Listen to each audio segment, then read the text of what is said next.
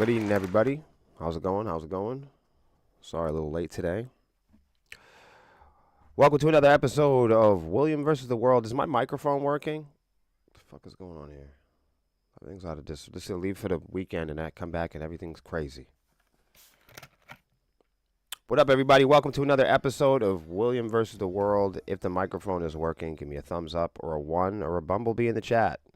In the meantime, this is the only interactive live stream presented by a band, a local band, heavy metal band, rock and roll band, your band.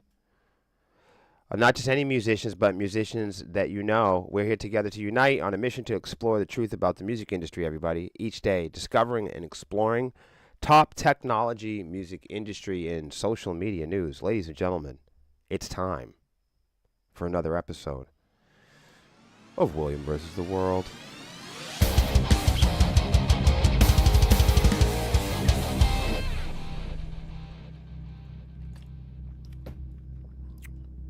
That's nice. Appreciate y'all. It's a little warm in this motherfucker. You'd think that it'd be cooling off already. It's hot as hell. If you're in New England right now, you already know it's warm. I don't got a lot going on, but I figured we would come on and just say hello and start the week off right. I want to give a special shout out to my friends at Speed Demon Promotions for hooking me up with this really cool shirt. Check it out. There you go. Look at that. So yeah. Yes, I know. So yeah, my buddy Rince, he came over for a slumber party because we went to the Speed Demon relaunch rock and roll party in Worcester. Shout out to the boys in Ravager and Murder Monday, Forever Falling Grace, and Horse Fight. Everybody was really chill, and we had a good time. I appreciate everybody that came out, and I was able to get this really nice T-shirt. So, and as you guys know, Speed Demon Promotions is also proud sponsors for Swarmy Fest. So, shout out to them for hooking me up with this shirt. Talking Straight with Nate. What's going on? Talking Straight with Nate. You must be a podcast, right? Or like a streamer or something.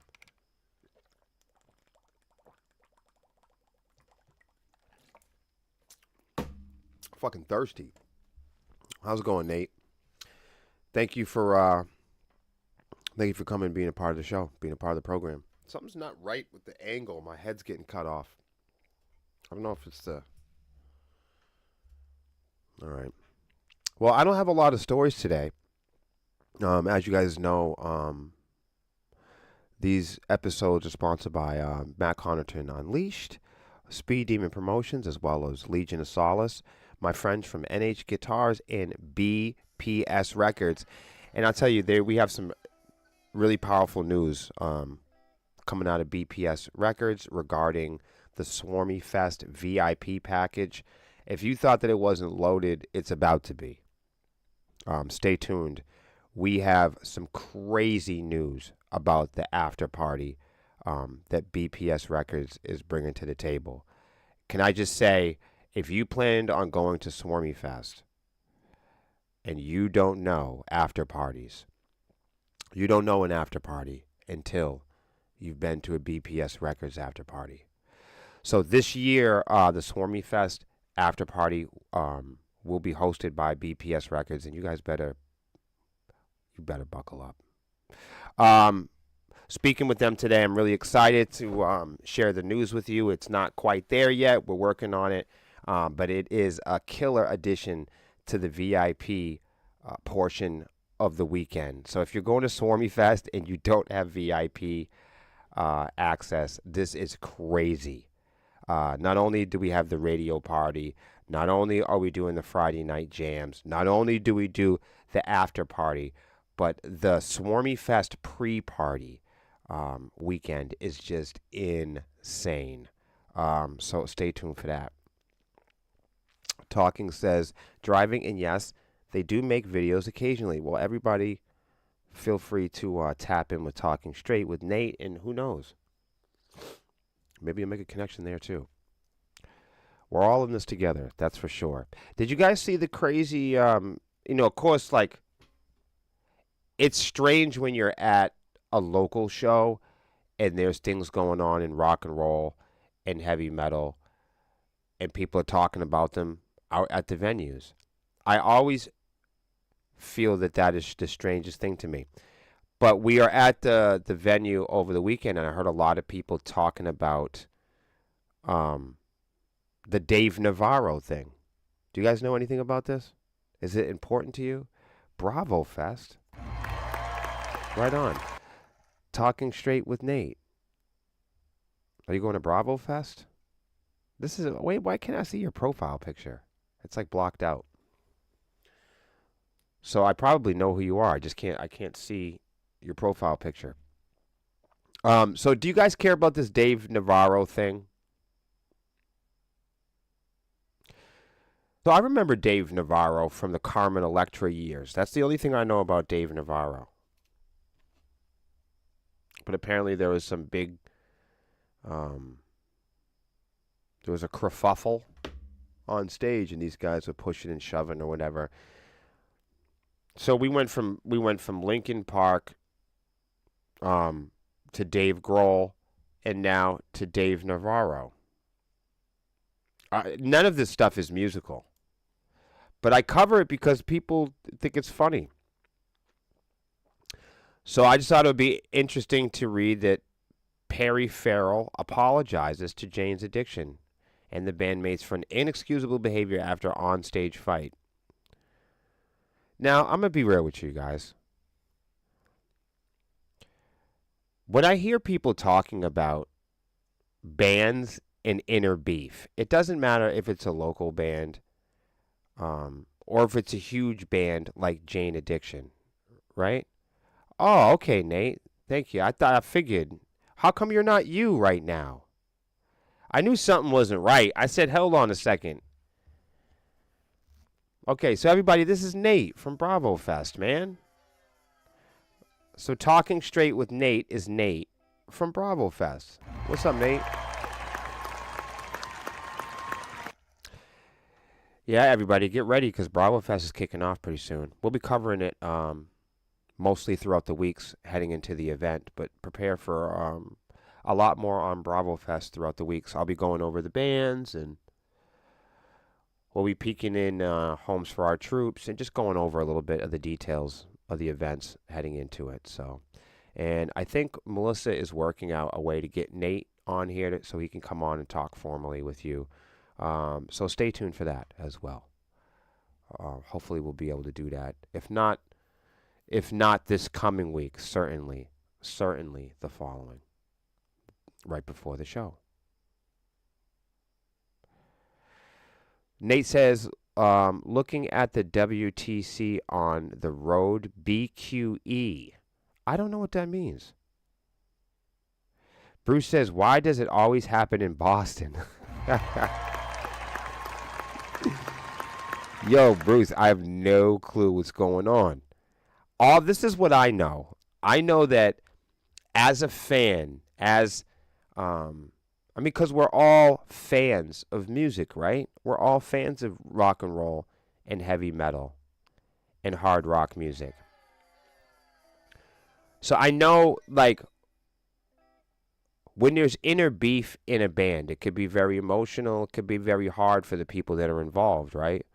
So us as fans, when we're watching something happen between band members, it's easy to get misunderstood. It's easy to use our imaginations and think that we know more than we do about what's going on, you know, between Dave Grohl and his wife, or Linkin Park, or Jane's Addiction. You know, you might ask yourself, what's the reason that I come on here and have a laugh at this stuff, right? It's because I'm trying to teach you guys. I'm trying to teach my friends. I'm trying to teach my colleagues. I'm trying to teach you guys at home and all of the fans. I'm trying to teach you guys how to treat me better. I'm trying to teach my friends how to treat the musicians and the entertainers and the hard-working performers like human beings. Why do I keep reading about Dave Grohl and reminding you guys that we're all flawed? Why do I read about Dave Grohl and make a small joke about it? And the answer to that is because we are all guilty of being disloyal. And when we look at Dave Grohl and he does something ugly, it's easy for us to call out Dave Grohl because it's hard for us to call out ourselves. Why do we talk about Linkin Park in the stories? Why do we talk about rock and roll celebrities and put them up on the screen? It's so I can bridge the gap, okay, and make a connection with you guys and teach you guys that while we're talking behind these people's backs, while we're looking at them like they're just entertainment, we don't know who these people are, and they're going through real life issues, and they're going through real life pain. And while we're all here to point the finger and make judgments, I understand that these artists, along like people like me, we're vulnerable because we put ourselves out there. We're advertising our lives. A lot of times we're putting ourselves in a position to be exploited or taken advantage of or laughed at, right? Because we're on stage, right? So if me and Melissa hits a bad note, hey, that's our fault, right? If we go through something in life and everybody sees it and it's ugly and it's public, then we should be subject to whatever pain or punishment that we get. Because after all, we're musicians and we have the privilege of coming on the internet and being vulnerable. So why not take a shot at us, right? Because we're advertising our talents. Many people think it's fair to judge. But when I read about stories like Linkin Park or Dave Grohl or this Dave Navarro stuff, it's not to make fun of them. It's actually so we can all smile, you know, and so we could find common ground. And I could hope to get some of you down to earth and realize that when we're talking about these celebrities and public figures and we're making assumptions and judgments behind their back, I'm trying to teach a lot of my friends and my family and fans of rock and roll music that while you're making fun of these people, that they're actually real people going through real things, just like you and I. And that Dave Grohl has challenges in his wedding, in his relationship, in his marriage, just like you do. Okay? And Dave Navarro and Perry Farrell, Jane's Addiction, they're going through ups and downs, and they're going through emotions unobservable to us. They're going through activities and there's things going on within their inner circle that are not available to us. And when we look at the Linkin Park situation, just the same. You know, we have all the details of the article, but missing is the emotion and the pain, and the money and the loss that all of these people are going through.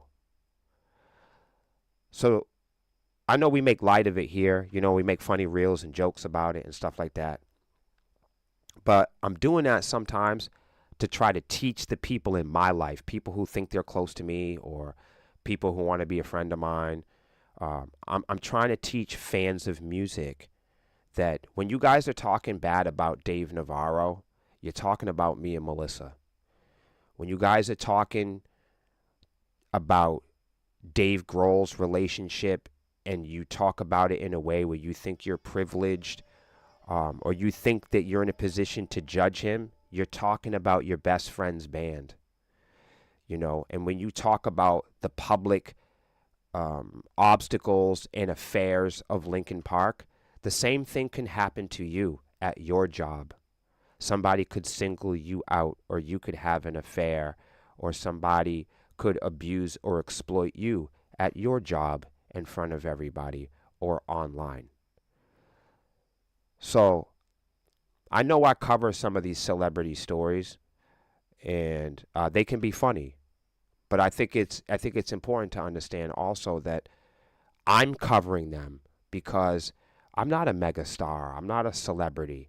Um, and I'm hoping that some of you guys would be able to translate and make the connection that, when we talk about these people, we talk about them in a way as if we're putting them on a pedestal, as if they're not human, as if they're somehow perfect, as if, you know, somebody like Dave or William or another person that's online or advertising themselves or their talents, like they don't have the perception of pain, like they don't have the perception and the sensation of emotion. So, without further ado, I'll get into it and we'll read the article.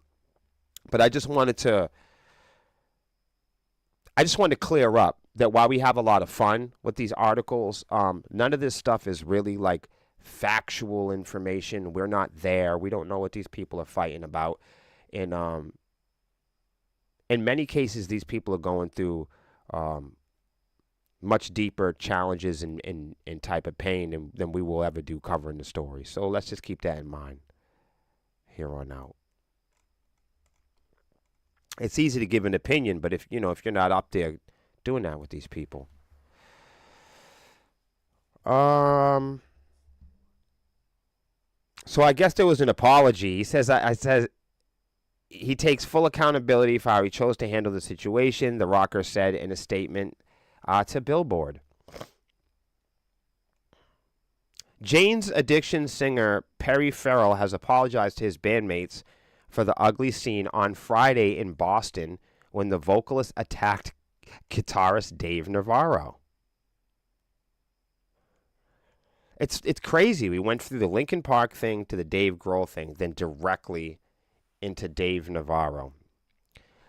Quote, this weekend has been incredibly difficult, and after having the time and space to reflect, it is only right that I apologize to my bandmates, especially Dave Navarro, fans, family, and friends for my actions during Friday night's show. I mean, shit. That's a pretty good apology in my book. Unfortunately, my breaking point resulted in excusable behavior, and I take full accountability for how I choose to handle the situation. Pharrell, he's 65 years old, you guys. Like, that's a real dude. He looks good for 65, too. I'm not even hating on him. 65 added in the mea culpa. I don't know what that means. That came several days after the shocking scene at Boston's Leader Bank Pavilion when the singer attacked Dave Navarro during performance of Ocean Size. Yeah, yo, Bruce, you're right, man. I don't know why. Everybody always fights in Boston. In fan videos of the moment, an agitated Pharrell lunges at Navarro and throws a shoulder into his bandmate before punching the shocked-looking guitarist as the two men are separated and Pharrell is dragged backstage. Damn, man. That's a tough 65-year-old dude. Navarro, Stephen Perkins, and Eric Avery issued a joint statement on Instagram on Monday morning apologizing to fans for the disturbing scene and for the cancellation of the rest of the reunited band's U.S. tour. Wow. Quote, due to a continuing pattern of behavior and the mental health difficulties of our singer, Perry Farrell, we have come to the conclusion that we have no choice but to discontinue the tour. In addition, a source tells Billboard that Farrell himself is heartbroken by his actions, and he realized that he waited too long to prioritize his well-being. Look at that, guys. I think that's really mature. Mea culpa. I think that is Latin for my fault. Oh, okay. Thank you, brother. I really didn't know. Yeah, that got me with that one. I don't know. That's some fancy stuff. Anybody see where I put my joint? Boston sounds like a fun place for fighting. Yep, that's why they call it the Fighting Irish, Sean. I try to warn people all the time. If you're going to get in a fight, avoid Boston. Just avoid it. So yeah, there you go. I feel like that's a. I mean, maybe if you're a fan, you're not exactly excited about this, but I think that this is a positive way to end a crazy weekend for them. And like I said, guys, you never know what a band is going through. You know, you see what you see on social media. You know, the band members put up statements and stuff like that, but that's all he said, she said stuff. I mean, every single band member in a band is going to have their own version of any one incident, right? So everyone runs to social media and that's why you never see sepsis. We don't do that band statement bullshit. We let people make statements about us, but we don't do band statement. We just come on live and tell you to your face. Or we see you in public and we tell you eye to eye. But we don't do social media statements. If we got something to say to you, we'll say it to you face to face. Yeah. When you see a lot of these bands, when they have their little band beefs, they run to social media. And I'd be the first one to tell you, if you're in a band and you're having a beef in your band, if you're going to social media about it, you must not want to solve it. Because if you're in a band and you have a beef with your bandies, and you run to social media or Instagram, you're not looking to stay in the band. You're looking for attention, and you're looking to hijack fans and attention from the band that you're in. You're looking for sympathy and co-signers and attention. If you wanted to stay in the band, you work it out with the band, just like you would any other job. You know, if you were working at fucking Target or Wendy's or the post office, and there was inner turmoil, and you wanted to get fired for sure, you run to Instagram. Yeah. If you really want to fuck your marriage up, you run to social media. Right?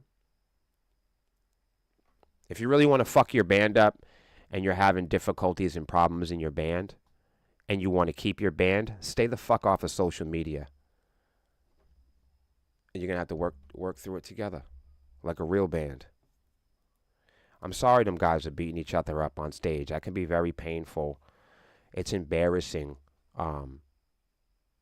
It's embarrassing to watch a family beat themselves up in public. It's embarrassing for everybody. There's no winners. It's awful. It's awful. You know. Think of all the past band breakups that we've seen throughout the years. You know. Oh my gosh. You know. Think of the theater, and a lot of it happens on social media, and unfortunately, it's very rarely is it accurate. I'm from the old school. I'd rather just punch you in the nose. You know, but guys do the social media stuff. You can't prevent them. I'm from the old school. I just say it to your face and bop you one in the nose. All right, there's that one. Yeah. The cool thing about me is anybody who wants to argue with me can argue with me in person, face to face. All right.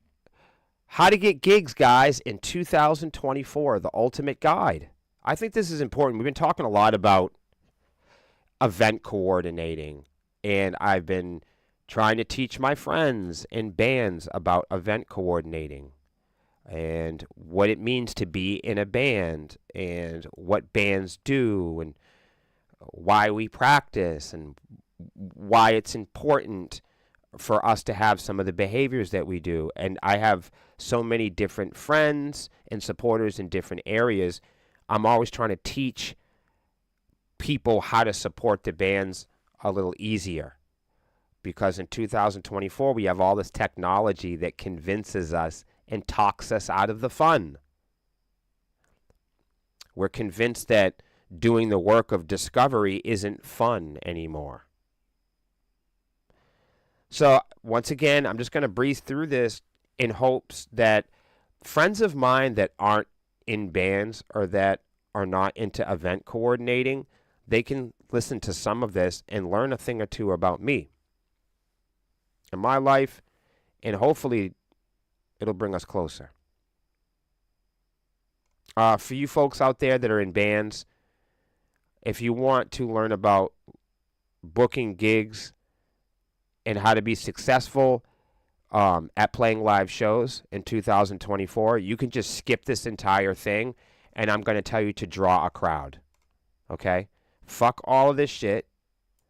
If you want to get gigs and you want to stay on stage into 2027, if you want to be the best band in New England, if you want to be the big role model, if you want all the other bands to look up to you, if you want people to mimic you, worship you, lick your feet, lick your stamps, lick your balls, then draw a crowd. If you want to be successful in music, if you want live entertainment to be a thing of the future, if you want people to like your band, then draw a fucking crowd.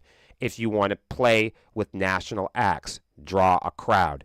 If you want to get paid for your music, draw a crowd. If you want the cute girl next door to notice you in your band, you have to draw a crowd. Guys, if you are in the business of live entertainment, you're in the business of selling t-shirts and shit. So then you need to draw a crowd. If you want to get booked with Sepsis, you need to draw a crowd.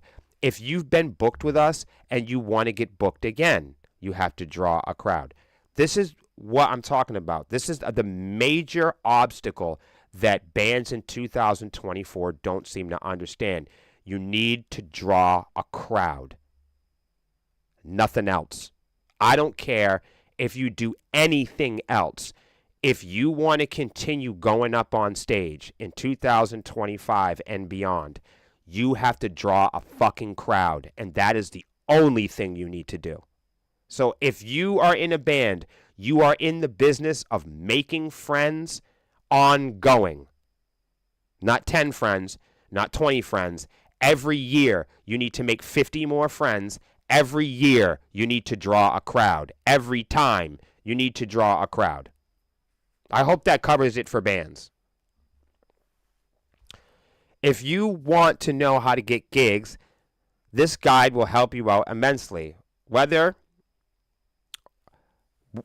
you're yet to perform your first gig or more under your belt, or get more under your belt, you'll get some tips for show booking here today. As a starting musician, scoring your first shows to play can seem like a daunting task, and it is. This holds true for both bands, singers, rappers, DJs, producers. Luckily, in practice, it isn't all that difficult. You just need to know the right approaches and have the persistence to keep at it until you strike gold. As an artist, manager, and booker, the author is going to run through some strategies that they have given freshly starting acts performing to the world. All right. If you want to get booking successfully, it will help if you grasp the concept behind the process. Basically, a booking is when an act is secured to play at an event, a venue, at a specific time. Did y'all get that? The searching and securing of bookings is usually done by the act's booking agent or manager. This is called booking. Guys, so in Sepsis, we have many friends and networks, but I would be the acting. I'm acting as the band manager. I'm not the band manager. Let's get this right. But like, you can book shows with Sepsis through me. That would be an example. Okay, moving right along. Booking deals are typically made with promoters, whom are the people that promote shows. Now, be careful here, because they're not the only people that promote the show, okay? So booking deals are typically made with the promoters, whom are the people that book and promote shows. They often work for entertainment event organizations or the venues themselves. Did everybody get that? Promoters essentially book acts because they hope it will earn them money. They generate their revenue from ticket and bar sales often taking cash from both of these streams. In their biggest interest to book the acts that'll attract the biggest crowds that can make them stay the longest. Do you see what I just said there? It's their biggest interest to book the acts that will attract the biggest crowd that can make them stay the longest. Remember what I said in the beginning? Bigger crowds equal more ticket sales, and more time spent dancing results in more booze being sold. Acts are judged on their poster value. You see what this says right here? Guys, I'm giving you the key. Bands are judged on what they call poster value, which is the expected turn up coming from the announcement that the act will be playing. The hotter an act and the bigger their fan base, the more attractive they are to the promoter. Therefore, it is the booker's task to convince the promoter of an artist's ability to draw people to shows. See, bands think it's about making music or having good music or tight tones, and that's part of it.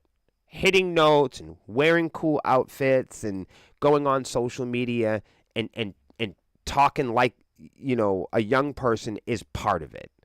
Having energy and being ambitious and having confidence is part of it. But the hotter an act, the bigger the fan base. Therefore, it's the booker's task to convince the promoter of an artist's ability to draw people. Drawing people to the shows is the priority of any show. Magic show, hookers and strippers, cam models, heavy metal, freak shows.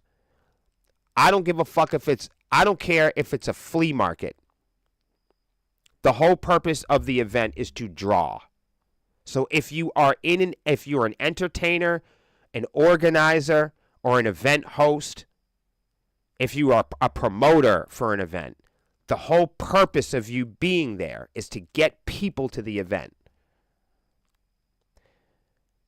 Bands, it's your job to get people to the event. It's not anyone's job to get people to see your band. It is a band's job for the rest of the band's lifetime. It's the band's priority for the band to hunt down and find each and every one of their fans on their own. That's the job of the band. The band finds their fans, and the fans find their bands. The fans are trying to find their band, and you as the band, you need to go find that fan. Go find each other. And then when you find each other, then you say to the promoter, look, I'm the band, and here is my fans. In terms of paperwork and securing deals and writing, the common practice involves booking contracts, invoices, and riders. Booking contracts are sent out by the act's representatives to the promoter or venue, which solidify the details of a show, the duration of the performance, artists and booking fees, terms of promotion, and what will happen if the show is canceled or the contract is breached. These contracts are sent out before the show and usually signed long in advance. Did you hear that? Accompanying the booking contract is an artist rider. This is the list of requirements and specification for both stage technicalities and hospitality. They can cover things like monitor and audio setups, the amount of prepared microphones, and the drinks and food an artist wants to have backstage. The booking agent will then follow up with an invoice consisting of the artist's fee, price paid to the artist for performing, and the booking fee, an added fee on the top of the artist fee by industry norms calculated at 15% or so. This is expected to be paid before the date of the show, usually 2 weeks prior to the latest.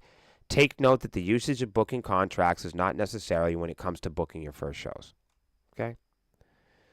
And there's more to this. So tomorrow we'll do a little bit more. But we'll talk about getting ready to get the gigs, and we'll talk about things you should know as a singer, rap artist, or musician heading into it.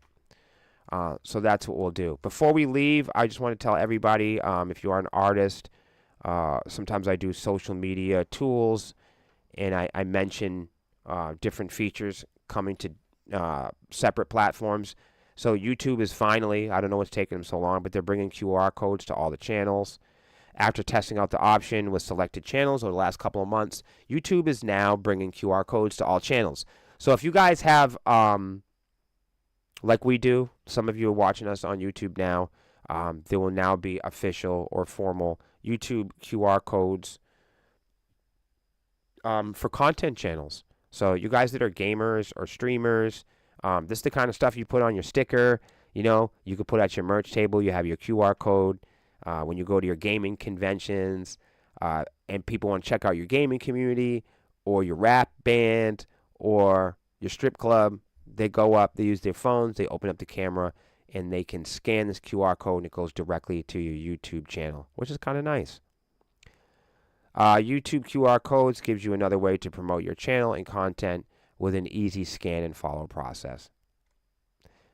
To find your QR code, navigate to the U tab on the bottom of the menu of the YouTube app. Tap the chip under your handle that says Share Channel, and the QR code will be in the menu and pops up to see your channel's QR code. You can then send it or save it to your phone's camera roll if you choose to, or you could pull it up to show someone nearby so they can easily scan it and find your channel. I think that's awesome. So those of you in bands, you guys got to hop to that. Tomorrow we'll also do BMI filing rate court action against our friends in Sirius XM Radio. I'm always telling you guys, Sirius XM Radio is in court more than, well, they're more in court than the people I grew up with, put it that way. I want you guys to take care of yourselves.